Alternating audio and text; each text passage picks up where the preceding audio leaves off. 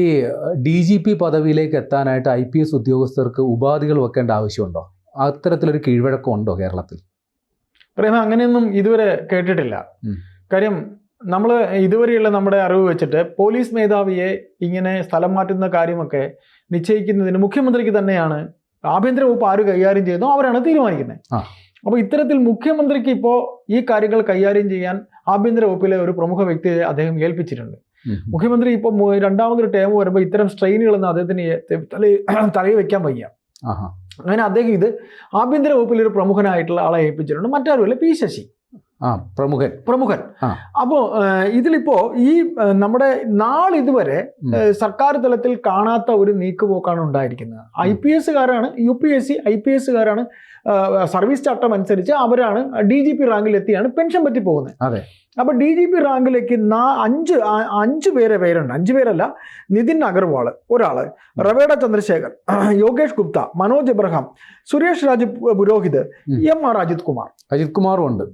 ഈ MR അജിത് കുമാർ എന്ന വ്യക്തി ഉള്ളത് കൊണ്ടാണ്, ഈ പേരുള്ളത് കൊണ്ടാണ്, ഈ വിവാദ കഥാപാത്രം ഉള്ളത് കൊണ്ടാണ് പൊതുജനം ഇത്രയും പേരും അറിയാൻ ശ്രമിക്കും. അല്ലെ, MR അജിത് കുമാർ വിവാദ കഥാപാത്രമായെന്നെങ്ങനെയാ? ഇത് മനസ്സിലാകാത്ത പ്രേക്ഷകർക്കൊന്നും പറഞ്ഞു കൊടുക്കാമല്ലോ. അല്ല, ഇത് സാധാരണക്കാർ വിവാദ കഥാപാത്രം എന്നൊക്കെ പറയുമ്പോഴത്തേക്ക് സാധാരണക്കാരന് മനസ്സിലാവാത്തൊന്നുമില്ല. കഴിഞ്ഞ പൂരം, ഈ പൂരം 1 വർഷമായി. തൃശ്ശൂർ പൂരം. തൃശ്ശൂർ പൂരം. ഈ തൃശ്ശൂർ പൂരം എന്ന് പറഞ്ഞാൽ നമ്മളിപ്പോ പ്രേമിന്റെ എന്റെ നാട് തെക്ക് നാട്ടിലോട്ടായിരിക്കാം. പക്ഷെ ഇവിടുന്ന് എറണാകുളത്ത് അങ്ങോട്ട് തൃശ്ശൂർ കഴിഞ്ഞ് അങ്ങോട്ട് പോകുമ്പോൾ തൃശ്ശൂരുകാരുടെ വികാരമാണ് തൃശ്ശൂർ പൂരം. ദേശീയ ഉത്സവമാണ്. അപ്പൊ ഒരു പെരുപ്പാണ് അവരുടെ ഈ പൂരം മേളം എന്നൊക്കെ പറയുമ്പോൾ ഒരു പെരുപ്പാണ്. ആ പെരുപ്പ് എന്നൊക്കെ പറഞ്ഞാൽ അവരുടെ ഉത്സവം തന്നെയാണ്, ഒരു ഹരമാണ്. അവര് ലീവ് എടുത്ത് നിൽക്കും അവര് അതിനു വേണ്ടി. അപ്പൊ അതിനുവേണ്ടി ഒരു തെരഞ്ഞെടുപ്പ് കാലത്ത് കൂടെ അത് സംഭവിക്കുമ്പോൾ അവരുടെ പ്രിയപ്പെട്ട സുനിയേട്ടൻ, അവരുടെ CPIയുടെ സുനിയേട്ടനാണ് സുനിൽകുമാർ, VS സുനിൽകുമാർ. നിങ്ങൾ ഒരു പത്രപ്രവർത്തകനാണ്, നിങ്ങൾക്കറിയാം. സുനിലേട്ടൻ എന്ന് പറഞ്ഞു കഴിഞ്ഞാൽ നിങ്ങളെയൊക്കെ ചേർത്ത് പിടിക്കുന്ന ഒരു പത്രപ്രവർത്തകനാണ്. ഉറപ്പായിട്ടും. നിങ്ങൾ ഇങ്ങനെ ഒരു കാര്യം ചോദിച്ചാലട്ടെ, എന്താ ഇങ്ങനെ തല കുനിച്ച് നിങ്ങളോട് ചോദിച്ച് നിങ്ങളെ ചേർത്ത് നിർത്തും. അതാണ് VS സുനിൽകുമാർ. ആ സുനിൽകുമാറിനെ തോൽപ്പിക്കാനായി ഒരു ശ്രമം നടത്തിയതാണ്. അത് CPIക്ക് ഒരു മാനക്കേടാണ്. അത് സംബന്ധിച്ച് പരാതി കൃത്യമായിട്ടുണ്ടല്ലോ അവർക്ക്. അതെ, CPIക്ക് മാത്രമല്ല തൃശ്ശൂരുകാർക്ക് ഒരു നാണക്കേടാണ്. കാര്യം BJP സ്ഥാനാർത്ഥി സുരേഷ് ഗോപിയെ ജയിപ്പിക്കാനായി പണിയെടുത്തു ആര്? ഈ അജിത് കുമാർ. അത് പകൽ പോലെ വ്യക്തമാണ്. അതായത് അദ്ദേഹത്തിന്റെ അടുത്ത് ദർവേസ് സാഹിബ് ഇത് എന്താണ് സംഭവിച്ചത് എന്ന് ചോദിച്ചുകൊണ്ട് ഉത്തരം തേടുമ്പോൾ ഞാൻ ഉറങ്ങിപ്പോയി എന്നാണ് ഉത്തരം കൊടുത്തിരിക്കുന്നത്. ഫയലിൽ എഴുതിയിരിക്കുന്ന നോട്ട്. ഇങ്ങനൊരു സംഭവം പകൽ വിളിച്ച് കൺസേൺഡ് മന്ത്രി പറയുവാണ്. പ്രസാദ മന്ത്രിയല്ല, നമ്മുടെ അദ്ദേഹമാണ് പറയുന്നത്, മിനിസ്റ്റർ രാജൻ പറയുവാണ്, അല്ലയോ ലോ ആൻഡ് ഓർഡർ നോക്കുന്ന ADGP, അവിടെ കുറച്ച് പ്രശ്നങ്ങളൊക്കെയാണ്, നിങ്ങൾ വല്ലതും അറിയുന്നുണ്ടോ എന്ന് കേട്ടതായി അദ്ദേഹം തന്നെ ഫയലിൽ ദർവേസ് സാഹിബിനോടത്തേക്കുന്ന ഫയലിൽ പറഞ്ഞിരിക്കുകയാണ്. എന്നിട്ട് ഞാൻ ഉറങ്ങിപ്പോയി എന്ന് പറഞ്ഞാൽ ലോ ആൻഡ് ഓർഡർ നോക്കുന്ന ഒരു ADGP ഉറങ്ങി എന്നാണ് ഉത്തരം പറയുക. അതെ. അപ്പോ ആ ലോ ആൻഡ് ഓർഡർ നോക്കുന്ന ADGP നോക്കിയ വിഷയത്തിൽ അജിത് കുമാർ എന്ന പോലീസ് ഓഫീസറുടെ വീഴ്ച ഉള്ളത് കൊണ്ടാണ് ഞാൻ അല്പം മുമ്പ് പറഞ്ഞത് പൊതുസമൂഹത്തിന്, പ്രത്യേകിച്ച് തൃശ്ശൂരുകാർക്ക് ഈ പറയുന്ന പേര് അത്ര പെട്ടെന്ന് മറക്കില്ല. പിന്നെന്തോ സാമ്പത്തിക ആരോപണം ഉണ്ടല്ലോ, നിരവധിയുണ്ട്. നമ്മൾ എത്രയോ വീഡിയോസ് നമ്മൾ തന്നെ ചെയ്തിട്ടുണ്ട്. ADGP അജിത് കുമാറിന്റെ തിരുവനന്തപുരത്ത് കണ്ണായ സ്ഥലത്ത് വീടുണ്ട്. അദ്ദേഹം ഒരു ഭയങ്കര പവർഫുൾ ആയ ഒരു പോലീസ് ഓഫീസറാണ്. അദ്ദേഹത്തിന് നമ്മൾ പറയുമല്ലോ, ഈ 4th എസ്റ്റേറ്റ് എന്ന് പറഞ്ഞാൽ അധികാരത്തിനും ഇതിനും ഇടയിൽ കൂടെ പോകുന്ന ആൾക്കാരുടെ 4th എസ്റ്റേറ്റ് എന്ന് നമ്മൾ പറയാണ്. അതുപോലൊരു ഉദാഹരണമാണ് MR അജിത് കുമാർ. അദ്ദേഹം അധികാരത്തിനും പണത്തിനും ഇടയിൽ, എല്ലാത്തിനും ഇടയിൽ കൂടെ ഒക്കെ പോകുന്ന ഒരാളാണ്. പണം എന്ന് ഞാൻ പറയുന്നത് തിരിച്ചെടുക്കുന്നു, അത് ക്ഷമിക്കുക പ്രേക്ഷകരെ. അധികാരത്തിനും മറ്റും ഇടയിൽ നിൽക്കുന്ന ഒരു വലിയ ആളാണ് അദ്ദേഹം. അല്ല, അപ്പൊ എങ്ങനെ ഇയാൾ DGPയുടെ ആ ഒരു പരിഗണന പട്ടികയിൽ വരുന്നു? പരിഗണന പട്ടികയിൽ വരാനുള്ള സമയമായി അദ്ദേഹത്തിന്. നമ്മളിപ്പോ സീനിയോറിറ്റി വെച്ച് ഇപ്പൊ ഞാൻ പറയട്ടെ, പ്രേംലാൽ ഒരു പ്രമുഖ ക്രിക്കറ്റ് താരമാണെന്ന് വെക്കുക. താങ്കൾ കളിയിൽ നിന്ന് റിട്ടയർ ചെയ്തു. താങ്കൾക്ക് ഒരു കോച്ചാവാനുള്ള യോഗ്യത ഉണ്ട്, താങ്കൾക്ക് കോച്ച് ലൈസൻസ് ഉണ്ട്, താങ്കളുടെ പേരും കൂടെ ഈ പറയുന്ന ലിസ്റ്റിലേക്ക് പെടുത്തിയിട്ടുണ്ട് ഒരു പ്രമുഖ ക്ലബിന്റെ. ക്ലബിൽ താങ്കളുടെ കോച്ചിനെ തിരഞ്ഞെടുക്കുന്ന ഒരു മാനേജ്മെന്റിന്റെ ആൾക്കാരിൽ താങ്കളെ അറിയുന്നവരുണ്ട്. അവരെന്ത് ചെയ്യും? താങ്കളെ അറിയാവുന്നവർ ആയതുകൊണ്ട് താങ്കളുടെ മെരിറ്റ്, ബാക്കിയുള്ളവർക്ക് മെരിറ്റ് ഉണ്ടെങ്കിൽ അതെല്ലാം വെട്ടിയിട്ട് താങ്കളെ എടുക്കും. എടുക്കും. അപ്പൊ അത്തരത്തിൽ അജിത് കുമാർ ആ ലിസ്റ്റിലുള്ള ഒരാളാണ്. ഇത് ഞാൻ ഈസിയായി മനസ്സിലാവാൻ വേണ്ടി പറഞ്ഞതാണ്. അജിത് കുമാർ ഇതിനകത്തുണ്ട്. 6 പേര്, 5 ഈ പറഞ്ഞ പേരുകൾ ഏതൊക്കെയാണ് ഒന്ന് നമുക്ക് ഒന്നുകൂടെ വായിക്കാം. നിതിൻ അഗർവാൾ 1, രവാഡ ചന്ദ്രശേഖർ 2, യോഗേഷ് ഗുപ്ത 3, മനോജ് എബ്രഹാം 4, സുരേഷ് രാജ് പുരോഹിത് 5, MR അജിത് കുമാർ 6.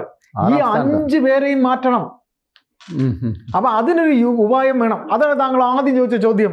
എങ്ങനെ ഒരാളെ പോലീസ് മേധാവി സ്ഥാനത്ത് വേണ്ട എന്ന് എഴുതി തരുമെന്ന് ചോദിച്ചു. അതാണ് എനിക്ക് ഈ ജോലിയിൽ താല്പര്യമില്ല എന്ന് എഴുതി തരൂ എന്ന് ചോദിക്കുന്നത്. ആര് ചോദിച്ചു? ഈ പറയുന്ന മുഖ്യമന്ത്രിയുടെ ഓഫീസിലെ പ്രമുഖ വ്യക്തി പി ശശി. അത് നമ്മൾ പറഞ്ഞു കഴിഞ്ഞാൽ സോഷ്യൽ മീഡിയയിൽ പറഞ്ഞാൽ അതിനിപ്പോ നമ്മുടെ മുതലാളിക്ക് വല്ല വിഷമമാവുന്നുണ്ടോ എഴുതിയാണ് ഞാൻ പേര് പറയാത്ത. അപ്പൊ എന്തായാലും അദ്ദേഹം ആവശ്യപ്പെട്ടു. അദ്ദേഹത്തിന്റെ ഒരു ഫ്രണ്ടിനെ കൊണ്ട് വിളിപ്പിച്ചു. ആരെ കൊണ്ട്? അദ്ദേഹത്തിനെ യോഗേഷ് ഗുപ്തയെ വിളിപ്പിച്ചു. സമകാലീന അദ്ദേഹത്തിന് ഉണ്ടെന്ന ഒരു ഫ്രണ്ടിനെ കൊണ്ട് വിളിപ്പിച്ചു മനസ്സറിയാനായിട്ട്. അദ്ദേഹം ക്ഷുഭിതനായി. തനിക്ക് അർഹതപ്പെട്ട ജോലി വേണ്ട എന്ന് തന്നെ കൊണ്ട് പറയിക്കാൻ ശ്രമിക്കുന്നതിന് ഇദ്ദേഹം ആര്? ഒരു രാഷ്ട്രീയക്കാരൻ മാത്രമല്ലേ? പ്രേമ ഒരു രാഷ്ട്രീയക്കാരനാണ്. കാലാകാലങ്ങളിൽ ഭരണം മാറുമ്പോൾ വന്നു പോകുന്ന ഒരു പോസ്റ്റ് മാത്രമാണ് ഈ പൊളിറ്റിക്കൽ സെക്രട്ടറി പോസ്റ്റ്. മുഖ്യമന്ത്രി പോലും അതല്ലേ? അതെ, ഉറപ്പായിട്ടും. ഇവരൊക്കെ പറഞ്ഞാൽ ഇവരുണ്ടാവും, IPS എന്നും ഉണ്ടാവും ഇവിടെ. അപ്പൊ അത്തരത്തിൽ പറഞ്ഞു മാറ്റുന്നു യോഗേഷ്. ഇപ്പൊ ഈ അപമാനമൊക്കെ സഹിച്ച അയാൾ ഇനി ഇവിടെ തുടരുമോ? അദ്ദേഹം തുടരാനുള്ള സാധ്യത കുറവാണ്. അദ്ദേഹം ED-യിലേക്കാണ് അദ്ദേഹം പോകാൻ ആഗ്രഹിക്കുന്നത്. പക്ഷെ അദ്ദേഹം അങ്ങനെ എഴുതി കൊടുത്ത് എന്നെ മാറ്റാൻ മെറിറ്റ് എനിക്കുണ്ടെങ്കിൽ എനിക്ക് ആ മെറിറ്റിന് അർഹതയുണ്ട് എന്ന് പറഞ്ഞാൽ അദ്ദേഹത്തിന് ക്ലെയിം ചെയ്യാം. അതിന് നിങ്ങൾ ആദ്യം എനിക്ക് കൊടുത്തു. ഇദ്ദേഹത്തിന് ED സ്ഥാനത്തിലേക്ക് അദ്ദേഹത്തിന് പോകണമെങ്കിൽ ഇവിടുന്ന് നമ്മൾ ഈ ഗുഡ് സർട്ടിഫിക്കറ്റ് കൊടുക്കുമല്ലോ, ഇവിടെ ഒരു കുഴപ്പമില്ല എന്നുള്ള ആദ്യം ഇതുവരെ കൊടുത്തിട്ടില്ല. അത് ശരി. കേരളത്തിൽ നിന്ന് ഈ കേരള കേഡറിൽ നിൽക്കുന്ന അദ്ദേഹത്തിന് കേന്ദ്ര കേഡറിൽ പോകണമെങ്കിൽ ഇവിടുന്ന് അത് കൊടുക്കണം. അത് ഇതുവരെ കൊടുത്തിട്ടില്ല. അത്ര നല്ല ക്ലിയർ ആണ് IPS. അല്ല, അപ്പൊ എന്തെങ്കിലും ഇയാളോട് എന്തെങ്കിലും വിരോധമുണ്ടോ CPM-ന്? വിരോധം ഇല്ലാതിരിക്കോ പ്രേമേ? വിരോധമുണ്ട്. അവരുടെ കണ്ണൂരത്തെ നേതാവ് PP ദിവ്യയുടെ അനധികൃത സ്വത്ത് വിവരത്തിന്റെ നാൾ വഴികൾ അന്വേഷിച്ച് പോകുമ്പോഴത്തേക്ക് അവരിലേക്ക് എത്തിയിരിക്കുന്നു സാധനം.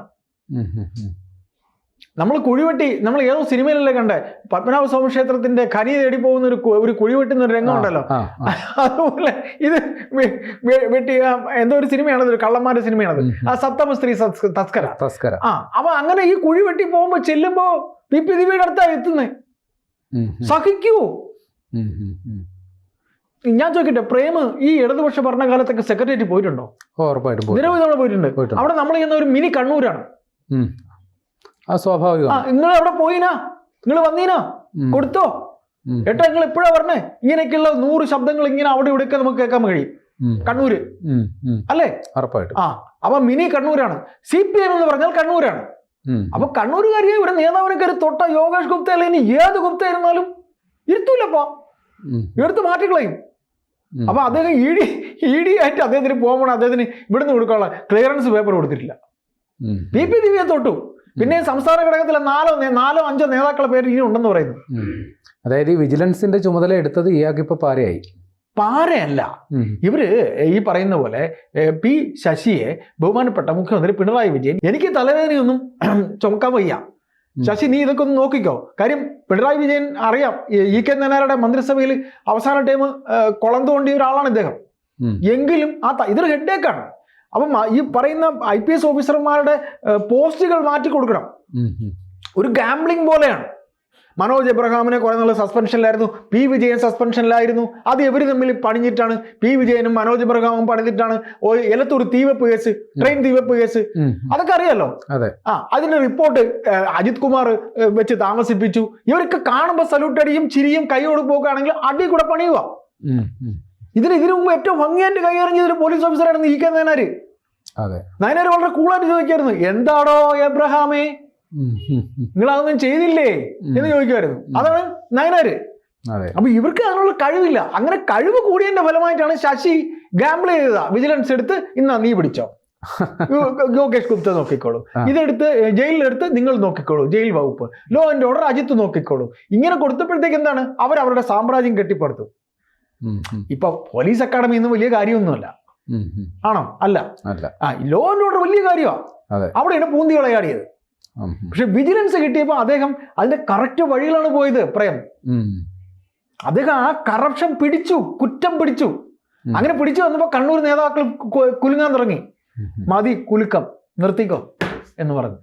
അവിടെയാണ് യോഗേഷ് ഗുപ്ത കണ്ണിലെ കരടായത്. അങ്ങനെ ഇപ്പോൾ എഴുതി വാങ്ങാൻ പോകുന്നു, എനിക്ക് പോലീസ് മേധാവി സ്ഥാനം വേണ്ടെന്ന്. അദ്ദേഹം കയർത്തിരിക്കുന്നു.